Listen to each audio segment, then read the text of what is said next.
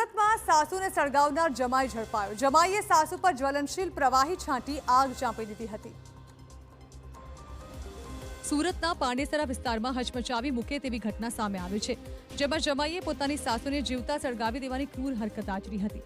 અંગત અદાવત રાખી જમાઈએ સાસુ પર જ્વલનશીલ પ્રવાહી છાંટી આગ ચાંપી દીધી હતી। સાળીની દીકરીની સગાઈને લઈને મનદુખ થતા અને પોતાની ઈચ્છા મુજબ સગાઈ ન થતા તેણે આ કાવતરું ઘડ્યું હતું। ઘટના બાદ આરોપી જમાઈ ફરાર થઈ ગયો હતો, પરંતુ પોલીસે તેને ઝડપી લીધો છે। પાડોશીઓના જણાવ્યા મુજબ આરોપી ગુંડાગીરીમાં સંડોવાયેલો હતો।